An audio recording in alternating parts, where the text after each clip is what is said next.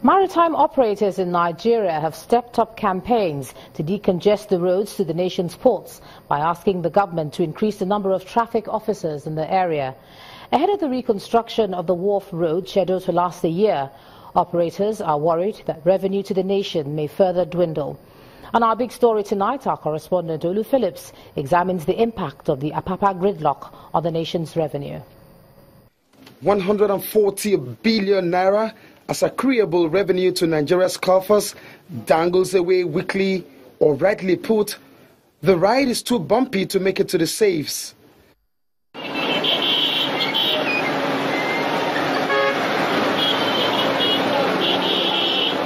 Apapa is a nightmare. It has challenged a lot of businesses and still does. Property value is under attack.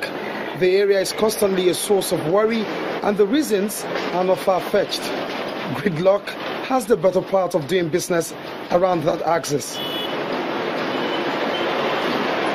On the flip side of Nigeria's revenue coin is the Apapa and Tinkan Island port, which has long been plagued by a tonnage of bad sports leading into the port. On the streets, on the bridges, the inner streets, every space trucks for wet and dry cargo finds is good enough for them, but very bad for others, with far-reaching consequences like the recent burning of 2 banks following a confrontation between a security operative attached to the premises and a truck driver who can't understand why a space in front of a bank isn't good enough for his truck to hibernate. What exactly is the problem with accessing the ports or getting out after transaction? Are there inefficiencies inside the port, the bad roads, the location, agencies who are involved in maritime activities, the truck drivers? Who really or what is the problem? The control of traffic. Everybody, just do what they like. The transporters, the drivers, the truck drivers, the oil tankers driver, you see them, you see a lot of trucks parked on the bridge. It is difficult for a right-thinking person, a normal person, to behave normal under abnormal situation. That is the truth. Because this driver will be on the queue for 3, 4, 5 days. They will not eat, they will not sleep, they will not even rest. So how will you expect such a person to behave normal? For roads, respect is on the way for the wharf axis, as a consortium have signed an MOU with the federal government to fix the 2-kilometer stretch for a little over 4 billion naira. But guess what? It will take a full year to fix it, with attendant consequences. When the construction of the road starts, the road is going to be completely shut down. 1 lane is going to be completely shut down. It's not yet shut down. When it's shut down, then what happens? If this road is not properly managed, 24 hours. So everyone needs to have and hold the pay. It's important so that they can do a call-up system. Those trucks will only ply the roads as at when needed. There are a number of folks and entities involved in this sector. There is the Customs Service, Ministry of Transport, shipping companies, petroleum tanker drivers, terminal operators, terminal owners, clearing agents, name it. What level of synergy amongst them remains a huge question. An executive order of the acting president wants an accelerated pace in doing business. There's also a policy to ensure a 24 hours operation. Customs want to increase revenue collection. The port is a target. Government assumably wants to fix the roads, but the Ministry of Works says its budget is a far cry from the over 100 billion naira required for Apapa renaissance. Demurrage is mounting. Ships are waiting to berth several weeks after arriving in the Nigerian waters. Ancillary businesses are closing shop. Property value is down. Traffic is hell. It just seems like we are all dressed up with nowhere to go. Who will bail the cat? Who will bite the bullet? For the big story, Olu Phillips, Channels Television News.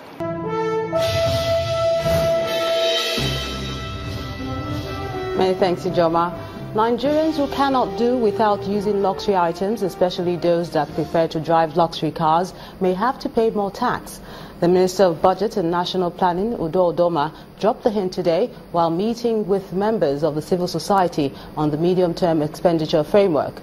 He explains that if key players agree on the increase, the new tax regime will help the federal government generate more revenue.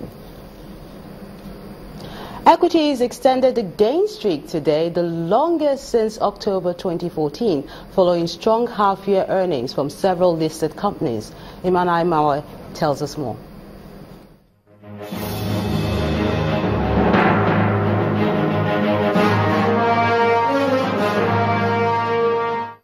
Hello and welcome to the Stock Market Report. The all-share index of the local equities market hit another milestone of 37,245.10 at the close of today's trading session, and that's just 2 days after crossing the 35,000 and 36,000 level. Traders say the continued rally is tied to the liberalization of the forex window for investors following the announcement of the central bank on Tuesday. The consumer goods indices went up by 3.84% ahead of the insurance and banking sectors, which also drove the market value higher by 174 billion naira. Corn oil led the gainers a second time this week by 10.01%, followed by 30 other advances, while Cadbury, UAC Properties and Morrison were the top 3 laggards out of 17 losers. Thursday's session recorded a higher total volume of 542.80 million units of shares in 5,939 transactions, largely contributed by UBA, Zenith and Diamond Bank. And those are the day's trading figures. I'm Imana Amawe. The world's leading benchmark used to set the price of trillions of dollars of interbank loans is set to be phased out over the next 5 years. The head of UK's Financial Conduct Authority, Mr. Andrew Bailey, explained that the London Interbank Offered Rate, or LIBOR, is riddled with scandals of rigging by big banks and will be replaced with another benchmark by the end of 2021. LIBOR was created in the early 1980s and is calculated every working day by major banks on their estimated borrowing costs. U.S. equities pulled back slightly today as profit-taking dragged the tech sector after its earlier record high, but it's mixed closing for the rest of the markets on Thursday.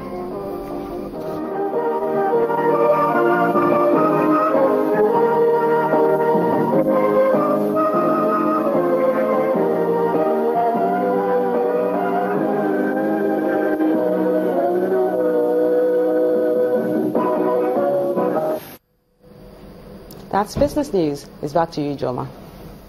Thanks a lot, Melinda. The Deputy Senate President, Senator Ike Ekweremadu, is commending one of Nigeria's largest telecommunications companies, MTN Nigeria, for its corporate social responsibility in the country.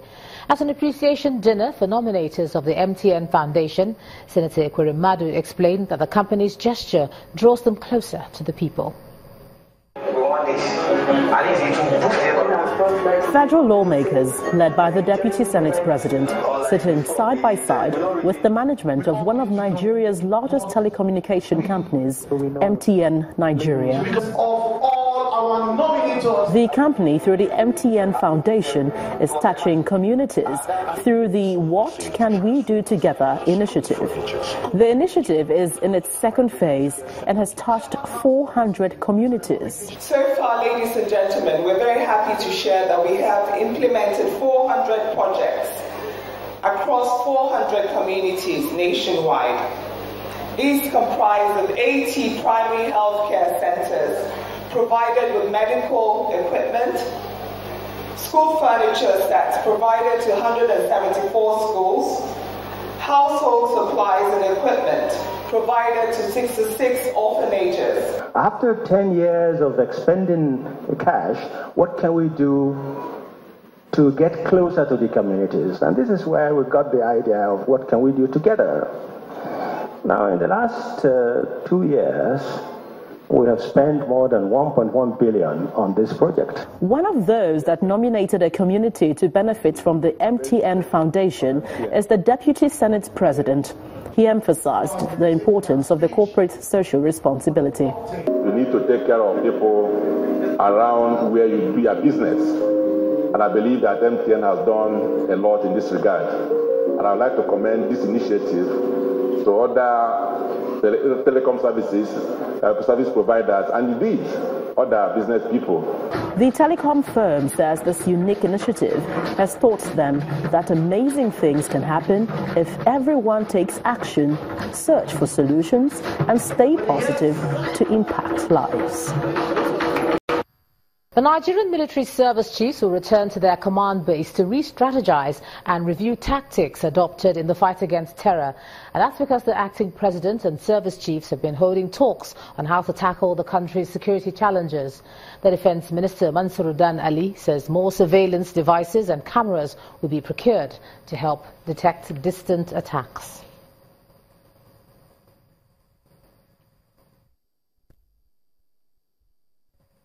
And before his meeting with the service chiefs, the acting president was in Port Harcourt, the Rivers State capital, as a guest of the state governor, Nyesom Wike.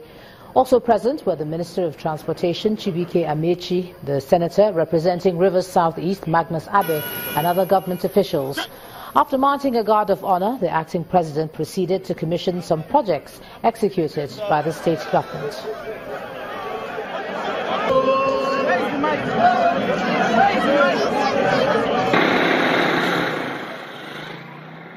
The federal government wants to support every effort that makes the life of people easier and that benefits the people. And I want to say that this effort is one of those that makes life easier for people, especially the people of Eche, and will benefit the people. We must always look for ways by which we can advance the interest of this country. Unity is important. Staying together is important. Our country is great because we are diverse. We cannot be great on our own. We are great together. We are greater together than apart. So I'm very happy to see the sense of unity here in Rivers State. The governor who is the one who originated this project and has done it very, very well indeed. I want to thank HA people for giving the contractors the support to finish these two roads on time. This one facing me directly is not less than 14 kilometers. This one by my left is not less than 16 kilometers. They are all in the HA local government areas. The Minister of State for Petroleum Resources, Mr. Ibe Kachiku, says resumption of crude oil prospecting in the Chad Basin will continue if there's adequate security for oil workers involved in the exploration. Suspected Boko Haram terror members had on July the 25th attacked the convoy of the Nigerian National Petroleum Corporation. The team was returning to Maiduguri after conducting a geological study of part of Lake Chad Basin in preparation for re-entry for seismic activities. Meanwhile, Mr. Kachiku said that he could not confirm the rescue of the kidnapped oil workers as claimed by the military authorities.